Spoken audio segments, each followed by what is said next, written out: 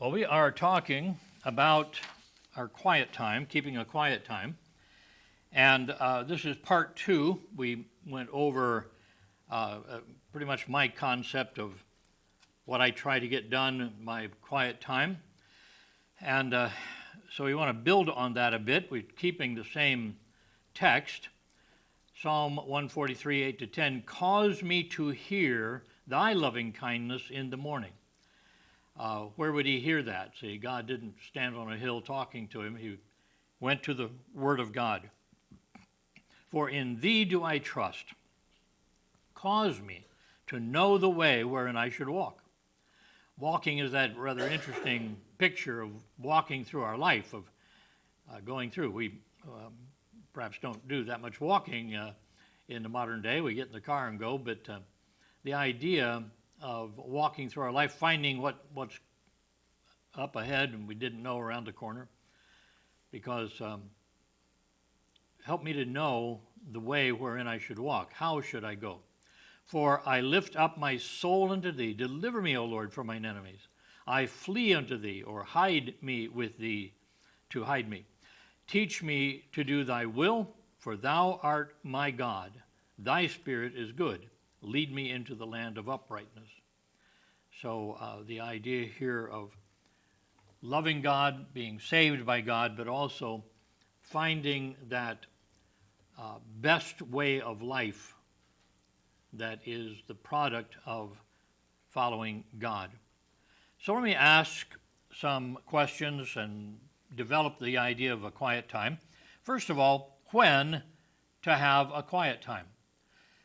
Actually, finally, it doesn't matter. You need to plan a quiet time every day. And that's the goal. Have it every day. Keep at it until it becomes habit. Habit means that at a certain period of time, whenever you've chosen, you go to your appointed place and you have this, and it just feels like that's what you ought to do. It becomes habitual. Generally, they tell us, we must do something daily for 2 or 3 weeks before it becomes a habit. So you just schedule it, you just make it happen, and in this you might have to change the times, might change the places, but you're going to experiment with it until you find a time that will work for you. Then remember that if you do miss a day, you're not to give up in disgrace. I couldn't do it. Just take it up again the next day. In a week's time, 3 or 4 days in a week are much better than none at all. So just always be ready to get back to it. Then choose perhaps a general rather than specific time of the day that will help you establish your habit. This could be an o'clock timing. It could be a time you set on your cell phone as an alarm. It could be once I finish breakfast, or once I finish my getting up and getting ready, exercise, and sit down to breakfast, that's when I'll have it. You could arrange it according to a time, an event, I should say. And then recognize that there is no absolute definite way of doing it. For instance, the author of the longest psalm, which is Psalm 119. Oh, okay. I thought I heard 118. That's a short one. Psalm 119, the author of the longest psalm kept several prayer times. He says, 7 times a day do I praise thee because of thy righteous judgments. Now, praise thee doesn't mean he was having his devotions, but it was a time that he set aside for talking about God to God. Daniel, you remember, was very dedicated in his quiet time practice. Daniel 6:10. Now, when Daniel knew that the writing forbidding this was signed, he went into his house, and his windows being open in his chamber toward Jerusalem, Solomon, in the dedication, had asked God, please, if we are bad and you take us away to some foreign country, if we turn toward this temple and pray, would you hear these prayers? And Daniel took that So his windows being open in the chamber toward Jerusalem, he kneeled upon his knees 3 times a day and prayed and gave thanks before his God as he did aforetime. So his quiet time with God was 3 times a day by the open window facing Jerusalem. And you remember that he did not keep his devotions a secret. He was a busy man, I'm guessing. He was very high up in the government. But part of that day, 3 times a day, that was his scheduled time to go home and spend whatever time he spent doing that. So that was his secretary or secretaries knew this and perhaps would say, Daniel, it's about time for you to head over to your house. So he didn't keep it a secret. Daniel 6:13.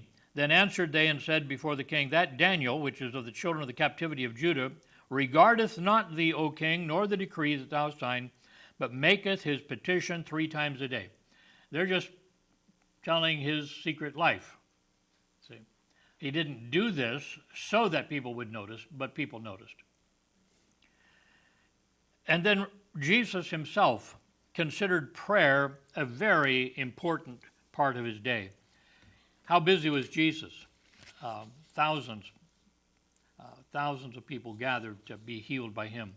Mark 1:35, and in the morning, rising up a great while before day, he went out and departed into a solitary place and there prayed. So you say, well, I don't know how much time I have, but I want you to form an attitude toward the quiet time. Think of your daily quiet time as an oasis of warm fellowship with your loving Father in a weary land, in a dry land of coldness and apathy. Warm your heart at the devotional time with your Father.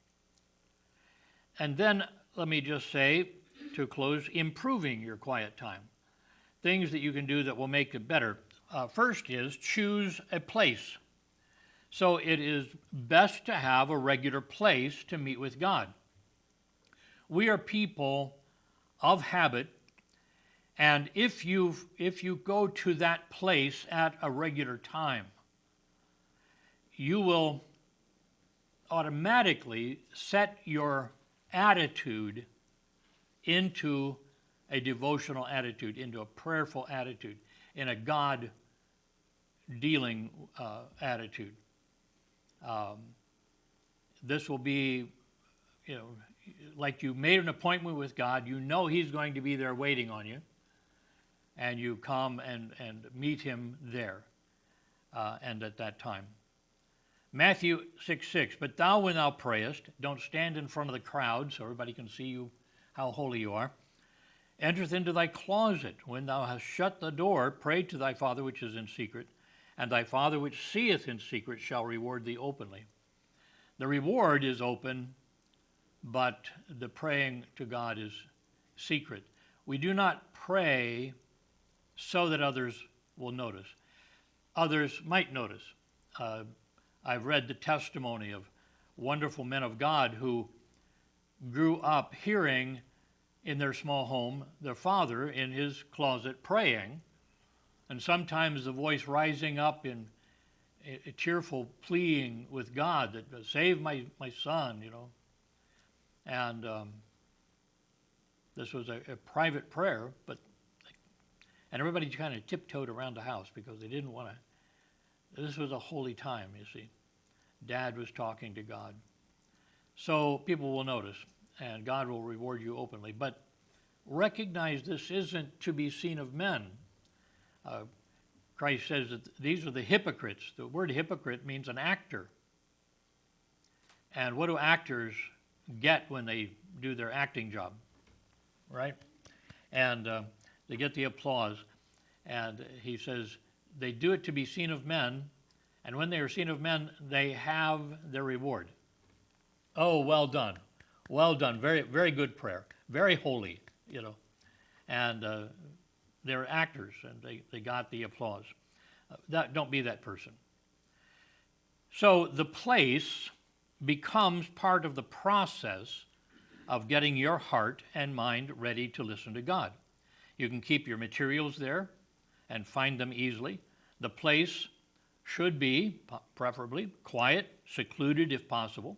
Christ calls it a closet, a word for meaning is small room.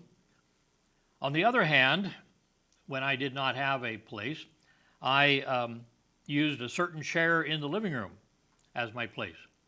And there was a table next to it, and I kept my things there, Bible and my notebook. And so that's where I would go, and perhaps mention to my wife, I'm going to be spending some time with God now. So what is most important is that the place be the same if that's possible, if your life and schedule can allow that. Another suggestion is keep a journal.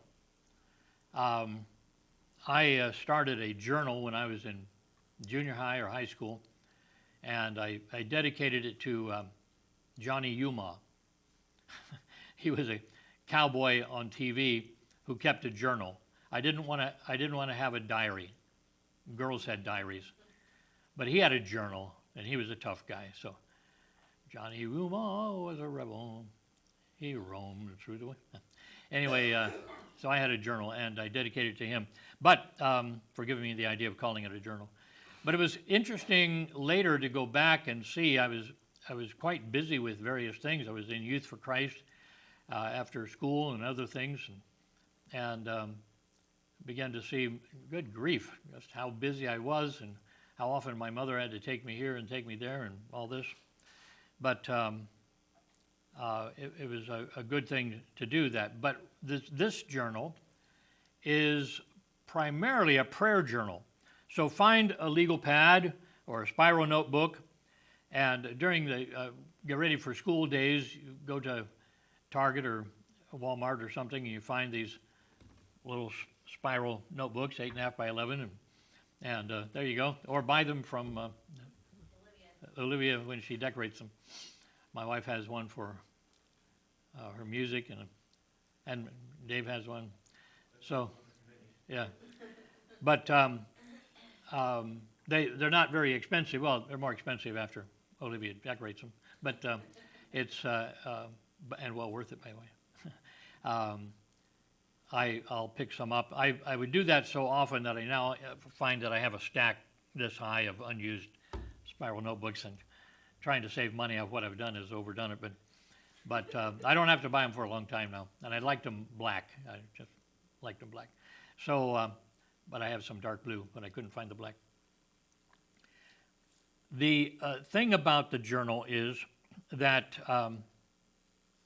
you can jot down things you've learned in your devotions. And this will be great value to you. This will be a recording of wisdom as you go back to look at it, as you might, because you want to remind yourself of those things. And then practice recording your thoughts so that you can review them later or share them with friends. And then do not be deceived into thinking you will always remember the things that God is teaching you. So the journal would help you keep track of what God is teaching you and help you to think it through more than just at the time that it was given. And then finally, keep a prayer list. You can do this right in that same journal. Another thing is that you might want to do something I've encouraged people to do, and take regular sheet of paper, typewriter paper, printer paper, fold it in half, fold it in half, fold it in half. Then it fits into your shirt pocket or purse or whatever, and it has then a bunch of different sides. So you write on one side. So, and I'll just say it this way, let God lead you in making a prayer list.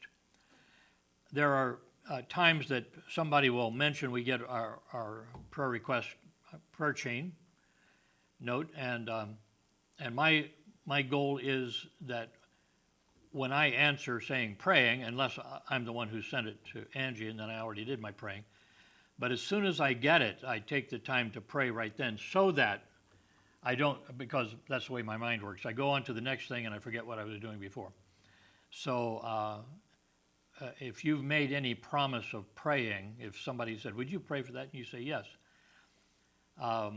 Then as soon as you have any time alone, answer that promise and go to prayer. Take that to God. So let God lead you in making a prayer list. Now, you can't, what we have here in our thing is 4 pages of notes. That's probably too long for your personal prayer list. It's not at all bad for you to use this one, or perhaps to mark this one as your personal prayer time, but don't have a list so long that it defeats you. So, well, who do I have to? Oh man, I don't have that much time. It just defeats you. But make it something that you can pray every day. You can take to God in this thing. Then some people have a long list, but they divide it into 7 parts for the 7 days of the week. These are people that you're praying for all the time. So I would say family, friends, that type of thing, and divide it up. And then sometime when you have your personal devotion time, sometime that day, you will pray for that part of the list. I was talking to a man that I taught in school, and he was retiring as a pastor. And makes you realize how old you are. Your students are retiring and you're still going, but the idea was, he said, I pray for you every week. And he said he's divided his prayer time into his church members. That was one list. And then men of God that he knew, and I was on that list. And then missionaries. So he had kind of a large list, but he had it divided up like that. And he would pray for, he had a day for praying for the missionaries. He had a day for praying for men of God that he knew. Others, rather than divide it into 7 parts, keep the list only for a week or so and then make a new one. So in that thinking, you're just going with the requests that you have received, the requests that have been pressed upon you, somebody talking to you and say, well, I'm a little concerned about that. And you say, I'll pray for you. I'd be happy to pray for you. And you jot that down on your little piece of paper or get it to your journal and or diary, whatever you want to call it. And the idea there is that you have a reminder to yourself to be faithful to the promise of praying. The important part is remembering the names and the causes for which you promise to pray. Don't be quick to promise and then just blow it off. So keep the lists, and that is, don't throw the previous list away. Set it someplace, the box of old prayer lists. And then when you hear that a prayer has been answered, dig that out, find it, mark it, put a date down, and now you have just a tangible proof that prayer works. This becomes a powerful tool in building your faith because you say, prayer works, I know it, I have the proof right here. So, some ideas on improving your quiet time. Find the place, find a time, keep a journal, and be faithful in that. Make it a habit. Does this bring up any comments or questions? All right.